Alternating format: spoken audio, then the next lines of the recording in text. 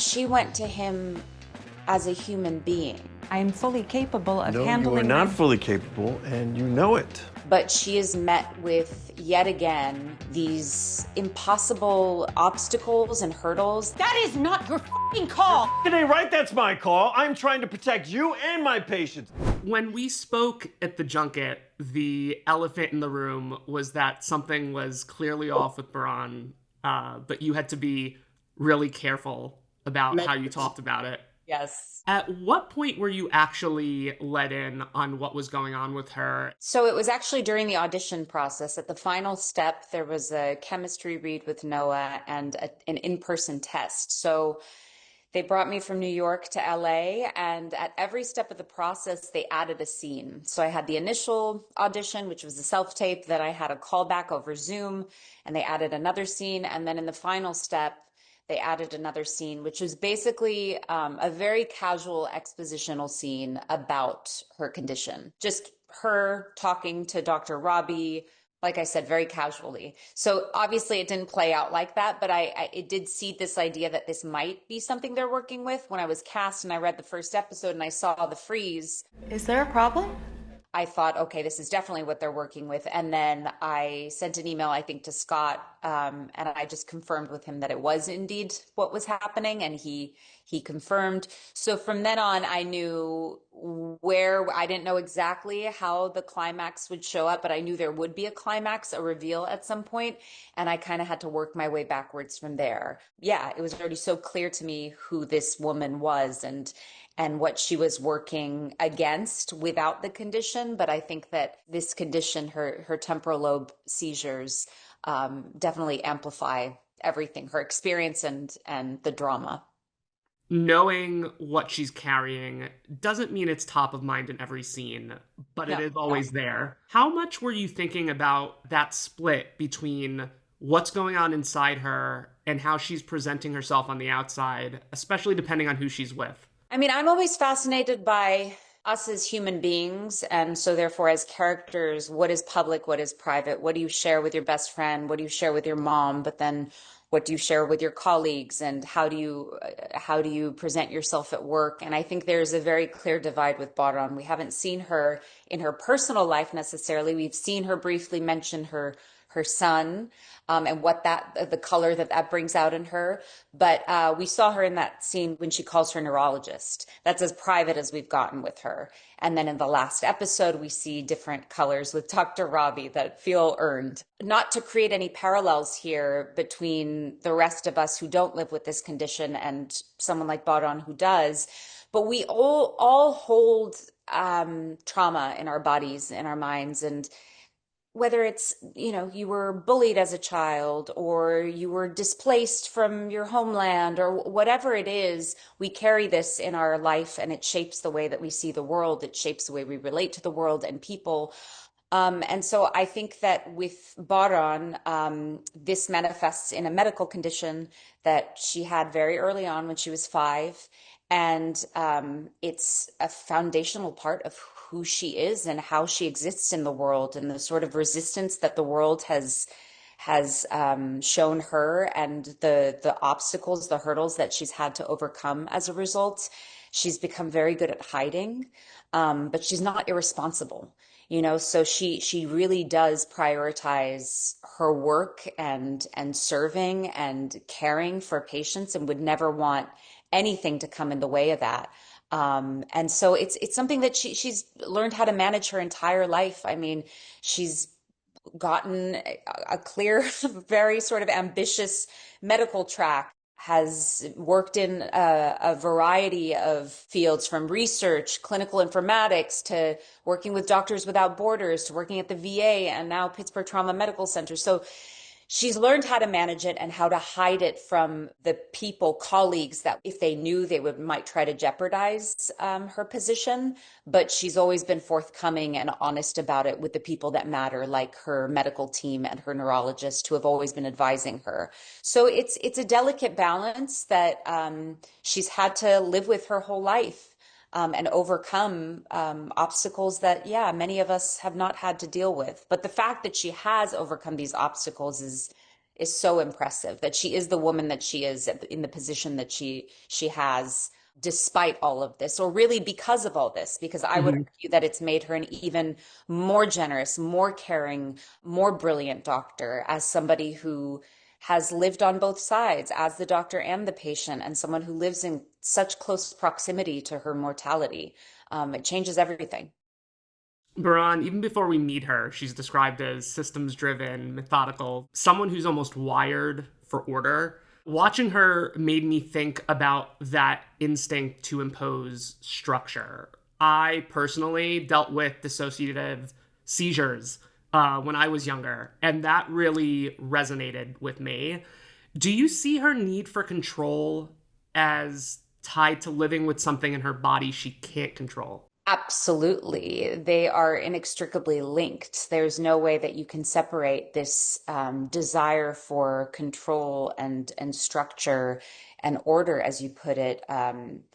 You can't separate that from her approach and also her experience.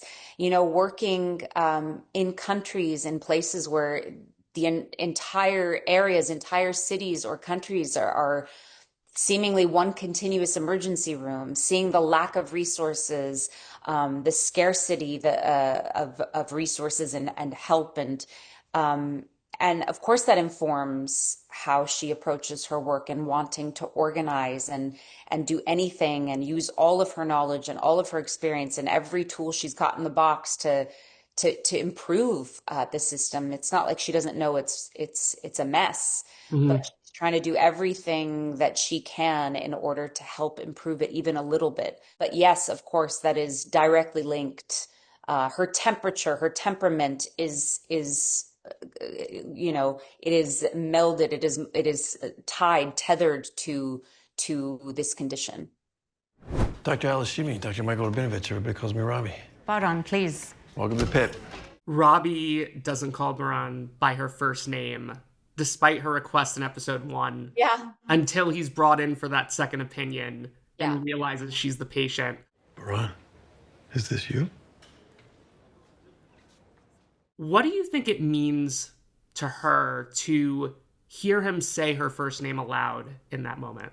You know, I think there are a few reasons why she goes to him in that moment. I think one of them is after that second seizure, it's dire. Dr. Al-Hashimi. So that's one of the reasons why she goes to Dr. Robbie. I think another reason is that no matter what she does, and no matter how hard she tries and how many angles she approaches their dynamic, she seems to fail and not be able to connect with him and earn his respect and trust. And so I think time and time again, she's proven herself to be really good at what she does, and still that doesn't seem to resonate with him. I think in this moment, she sees his woundedness, his wounds, and so she's bringing forth her wound and appealing to his wound, and see if they can connect and relate as human beings who carry an enormous amount of trauma and pain. And so she can't connect with the doctor. She's trying to connect with the patient, I think. It's been well over a year. But I had 2 today. By the end of the day, I think it's fair to say she knows Robbie well enough to anticipate that he's going to take issue with her concealing her ailment from the administration. Do you think she was subconsciously counting on him to force the issue? No, I think she went to him as a human being. Okay. And when he says Baran, she thinks she's getting the human in him. I am fully capable of No, handling you are not my- fully capable, and you know it. I think, a testament to the writers and to Noah's courage for fully going there in his performance. That is not your fucking call! It ain't right, that's my call. I'm trying to protect you and my patients. But she is met with, yet again, these just impossible obstacles and hurdles that she's had to deal with throughout her life, and in proving that she's capable, that she's accountable, that she is responsible. She would never do anything to compromise her patients or herself. You didn't rat out Langdon for stealing f***ing drugs. No, but I kicked him out of this department until he got the appropriate help that he needs. And the same goes for you. She's shown how utterly competent she is, and yet he still dismisses her. You've got until Monday to let the administration know, or I will. You can't be excluded for having epilepsy, from your job. It's not legal. You're not going against any rules. He can't take away her medical license, but he could argue that she's a direct threat, and that's at his discretion, right? And so for him choosing that path feels pointed, it feels cruel, and she just hoped for the better version of him because she thought that she was dealing with a tough exterior, but she could feel the pain and the warmth and the love. But she didn't, I don't think she expected for him to threaten her in the way that he does. This isn't a show that typically follows its doctors out of the ED, but we end the season with Baran in her car crying. What did you make of that beat, and what do you think it means moving forward? The way it was originally written was she gets in her car, she's about to turn it on, she doesn't. And she calls her ex-husband and asks him to watch their kid overnight. She was going to go pick her kid up after work. And what ended up happening was John added this piece where she gets in the car, contemplates driving, and then drives, and then stops the car, calls her ex, and can't really hold it together, and then hangs up. I think it's still effective in saying that in an act of defiance, she goes to her car and she says, "F you, f it all. I know what I'm capable of. I can drive," which is out of character for her. She's somebody who I really believe she's responsible and she's accountable, and she's been managing this her whole life. So for her to do that means she's living in her like little 8-year-old self that's raging against the world and says, "It's not fair. I can do this." And then I had this vision of picking my son up and, having him in the driver's seat, and God forbid something happen, and that's what stops the car.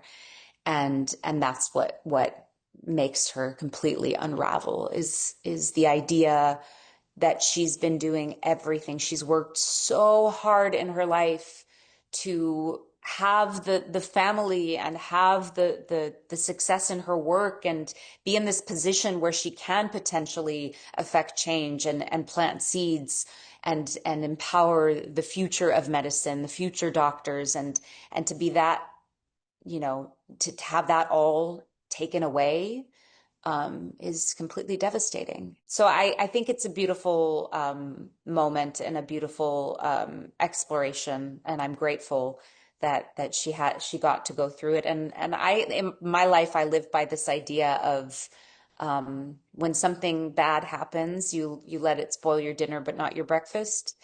I think sometimes grief runs deeper than just that. It's not as simple as that. And I think this is something really existential for her.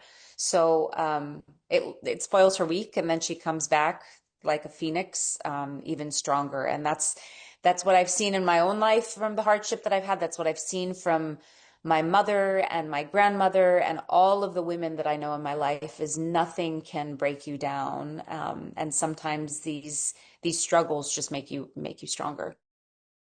Noah and Scott have told me that Baran will be back on shift next season, and that Robbie will return after some time away and start to confront his demons. How do you anticipate their dynamic shifting now that they've laid their cards on the table?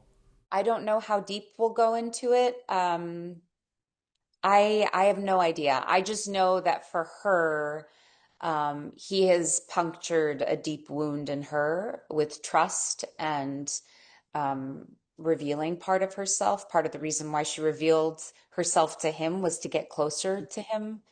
And for him to betray her in that way is, you don't bounce back from that quickly, but she's a pro. And it's not about her and her feelings, even though he's making it about his feelings. She's a total professional, and I think prioritizes the needs of the hospital first.